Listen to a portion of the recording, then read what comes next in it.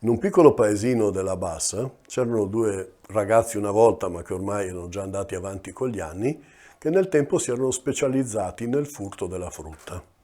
Loro, quando veniva la stagione, cominciavano prima con le prugne, poi con vari altri frutti, con le albicocche, con le pesche, ma soprattutto avevano una grande specializzazione, quella delle mele.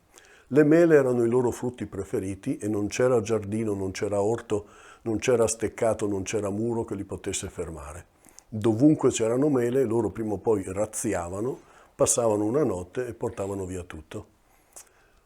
È accaduto che si fossero trovati come sempre a metà settembre, avessero fatto una grossa razzia in un giardino e si erano portati via ben 3 grossi sacchi pieni di mele.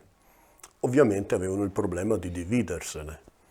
E quindi, siccome non erano poi anche chissà che bravi in matematica, hanno deciso di andare in un posto che fosse tranquillo, in cui non fossero disturbati.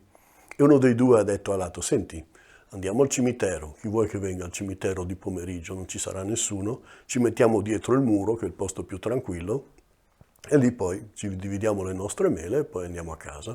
Sì, fa l'altro, andiamo. E via che vanno al cimitero, saltano il muro per non farsi vedere se c'è magari qualche vecchietta che va avanti e indietro dal portone e si mettono proprio all'angolo del cimitero dove non ci sono tombe, dove sicuramente non sarebbe passata anima viva. Quindi salta il primo, l'altro gli passa un sacco, poi il secondo, poi sale su sul muro anche lui, prende il terzo sacco e quando sta per passarlo al suo compagno, improvvisamente 2 grosse mele gli scendono dal sacco e cadono per terra in mezzo all'erba. Quello che è dentro gli dice: senti, lasciale lì che tanto le prendiamo su dopo, cosa vuoi che sia, intanto vieni dentro che contiamo.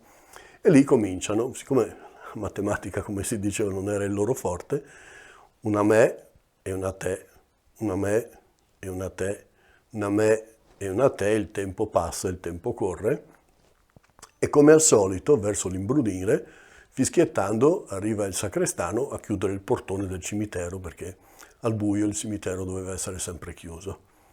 Si avvicina al muro del cimitero per appoggiare la bicicletta e dentro sente 2 voci, perché erano amplificate dall'angolo del muro del cimitero, sente 2 voci cavernose e molto forti che si dividono qualche cosa. Una me e una te, una me e una te. Sentire 2 voci così strane e così potenti, il primo pensiero che viene al sacrestano: questo sono il Signore e il demonio che si stanno dividendo le anime del nostro cimitero. Terrorizzato, il pover'uomo inforca la bicicletta e si fionda in canonica. E lì trova il parroco che stava leggendo il messale e che lo guarda da sopra gli occhialini e vede sto uomo che arriva lì tutto stralunato, tutto strano, tutto sudato, rosso in faccia. E poi il nostro sacrestano aveva un problema, era un po' balbuziente. E allora arriva lì: Signor plevase, signor santul salsa, vesta, sì, mitieri, e sono il sì. E va avanti così per mezz'ora. Il povero parroco che non sa che cosa pensare, è lì che lo guarda, vede che comunque l'uomo è emozionato, impaurito e terrorizzato, c'è qualche cosa che non va, ma non riesce a capire assolutamente niente. E gli dice: dai Tony, fermati Tony, fermati un attimo, ascoltami, prova a cantare. Nel cimitero ci sono il sì, il signore il de. Così per un quarto d'ora, poi alla fine il parroco comincia a capire qualcosa. Il parroco ovviamente non era scemo e non era neanche tonto, però ormai si era fatto prendere anche lui dall'emozione, perché l'uomo era talmente terrorizzato e si vedeva che era talmente fuori di sé che non poteva essere una cosa normale. A questo punto si fa convincere anche lui, prende la stola, prende l'acqua santa e via che tutti e due in bicicletta si fiondano in cimitero, appoggiano la bicicletta al muro e sentono improvvisamente una me, una te, una me e una te. Queste 2 voci cavernose, e il parroco comincia a benedire il muro, comincia a pregare e con il sacrestano che cerca di aiutarlo in qualche modo, pregano tutti e due.